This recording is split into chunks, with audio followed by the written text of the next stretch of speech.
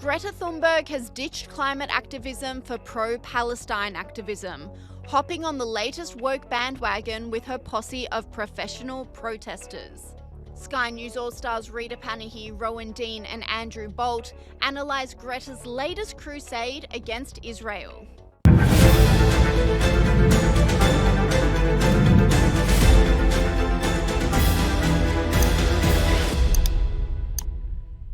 Climate activism is out and pro-Palestine activism is in 2024, and the high priestess of protesting, Greta Thunberg, is leading the charge. She assembled her troops at Eurovision, where the group caused their usual brand of disruption, this time having a meltdown about the inclusion of Israel in the contest, reveals Sky News All-Star Rita Panahi. Now to the Eurovision contest. Remember when it was just a joyful freak show of song and dance? Well, now it's just become a freak show, a hateful, anti-Israeli one where one lone performer representing Israel was mercilessly bullied by the crowd who booed her, by fellow contestants, and even commie troll Greta Thunberg. Here to show that we think it is outrageous and inexcusable for Eurovision to let Israel participate while committing a genocide. Yes, it's a song contest where Israel, a country that is currently committing a genocide in Gaza, are allowed to compete. Yeah, that is a very clear example that does say that when a country accepts in a way that, when a country behaves in a way that is unacceptable, then Eurovision excludes them. So why not Israel? She really is a miserable little doom goblin, isn't she? Rita Panahi doubled down on this view, mocking Thunberg for flip-flopping from a climate change expert to a Middle East expert without ever going to school. Fantastic. I just love how this girl has gone from being a climate change expert with this deep understanding of science to a Middle East expert without ever going to school, because remember, she's pretty much missed most of her schooling. That's how they prefer it. The left prefer it if you are not educated. Sky News All-Star Rowan agrees, saying Greta disgraced herself over the protest. Greta Thunberg has disgraced herself and the entire climate change cult.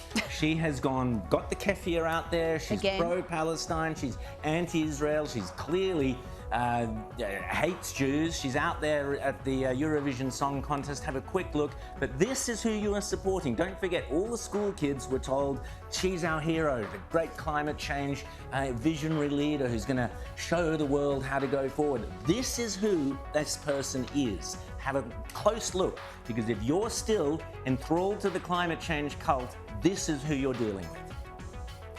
Here to show that we think it is outrageous and inexcusable for Eurovision to let Israel participate while committing a genocide. When a country behaves in a way that is unacceptable, then Eurovision excludes them. So why not Israel? Great work there. Fantastic. And Sky News All-Star Prue McSween goes even further, saying the professional activist is a bloody public nuisance. Tonight we feature a Eurovision extravaganza, including this little communist doom goblin. Here to show that we think it is outrageous and inexcusable for Eurovision to let Israel participate while committing a genocide. Let's bring in Sky News contributor Prue McSween. Prue, it's stunning to see Greta so effortlessly go from science expert to Middle East expert while wagging years of school. She really is quite an impressive young woman. She just sort of comes out of the woodwork and lays claim to know everything about everything, when in fact she's totally unemployable. She's got questionable intelligence, and she is a goblin. She's a bloody public nuisance, absolutely. It's not only Greta who disrupted Eurovision. She used her influence to mobilise her loyal followers to wreak havoc outside the contest as well, explains Rita Panahi. Well, you know what? I would ignore her input, except she has such a profound influence on young people, and we see so many young people suffering from things called climate anxiety now. People are in treatment. I've spoken to psychologists on this program who are dealing with these traumatised kids who've been convinced by the likes of Greta that the world's ending and they have no future, and that they're experiencing all this trauma unnecessarily. So we do have to pay attention to what she's up to. As well as leading the pack when it comes to protesting, Greta Thunberg also influences her followers to go after anyone she considers a threat, like Andrew Tinning, a former RMIT university professor.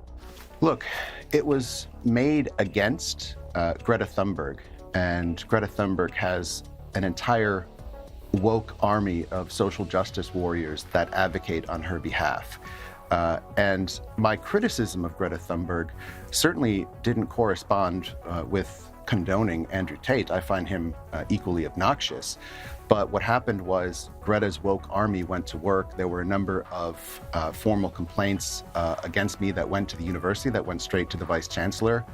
I think they saw me. They knew that I was a liability as a conservative academic. And they saw me as problematic in that sense. But as I said before, I think it was less the tweet in and of itself and more the fact that I exercised a workplace right to lodge a grievance alleging violation of the intellectual freedom policy at the university. But Andrew Bolt highlighted a wider issue that goes beyond just Greta Thunberg. He says the activism and bullying of the Israeli competitor highlights the pervasive Jew hatred in the West. I never thought I'd live to see these changes. We've just seen how ugly the new Jew hatred is over the last week during the Eurovision Song Festival in Malmö, Sweden. You've got to ask, what has the left become? I mean, here we had a 20-year-old singer, Eden Golan. She was Israel's contestant. And just having her, a Jew, in the contest, had hundreds and hundreds of anti-Israel protesters outside her hotel, kicking up a din, trying to intimidate her, stopping her from going outside. They included global woman guru Greta Thunberg. I mean, relevance deprivation there. Protesters also heckled and booed Golan as she sang.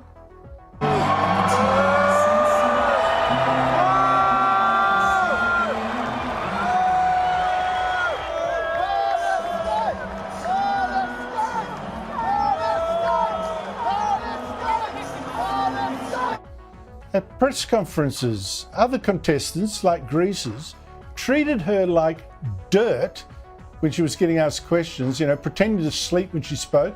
And Ireland's, the supposed witch, I mean, here goes civilization down the toilet, cried when Golan made the semi-finals.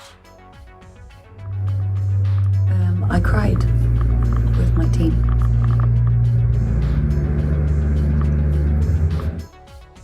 And when Finland's jury gave votes to Golan, its TV anchor refused to pass them on, declaring Ireland the winner instead, quite deliberately. 12 points from Finnish jury goes to Ireland. I think we have somewhat of a technical problem. And she refused to correct herself. The whole thing was so menacing, so hysterical. It was like one of those 2-minute hates from 1984 that Golan couldn't even travel in Malmö, where up to a quarter of the locals are now Muslim in this Swedish country, without this massive police escort. An example of this is the Greek competitor who put on a dramatic display when the Israeli competitor was speaking at a press conference.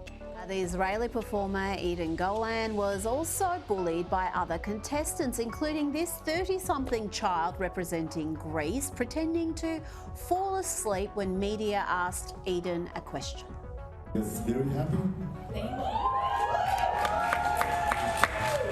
How do you feel after reaching the final when the situation in Israel, you know how it is?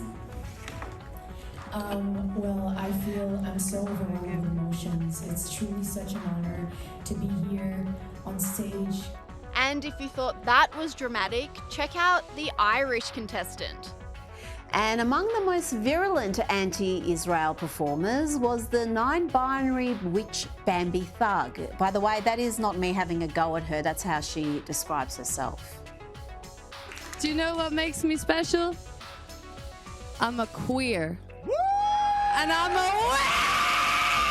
witch! Well, despite backing a boycott of the event, Bambi Thug decided to participate herself. Of course, she didn't want to pay a personal price for her activism and miss out on Eurovision. But what did she do when Israel made it to the finals? I cried with my team.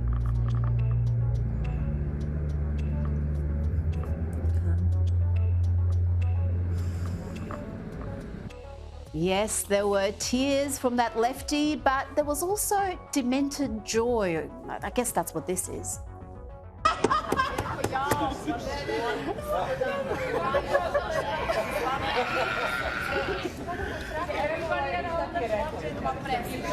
Yes, the Irish lass cried and laughed, and she cried some more when Israel ended up doing particularly well with the public vote. Not the jury vote for obvious reasons, but the public voted for talent, not a hateful, confused witch.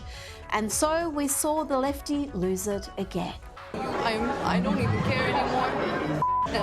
The thing that makes this as a contestant, the community behind it, the love and the power and the support of all of us is what is making change.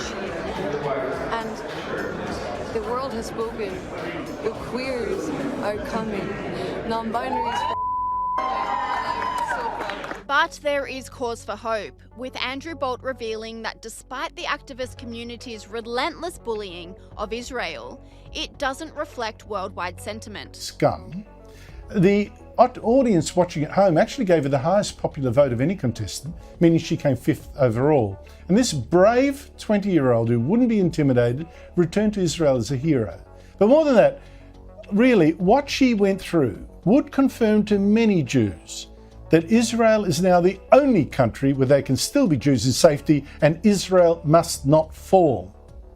And I wonder how anyone on the left can now look at how the mob treated that one lone Jewish woman and feel anything but disgust at what this movement has become. Now, I hear many people of the left excusing what we're seeing, saying, oh, no, you're wrong, Andrew, this is not Jew hatred, this is people, we're just anti-Zionists. We're anti-people who think Israel has a right to exist. We love Jews. Well, I think that's a con, a new label on the old anti-Semitism. And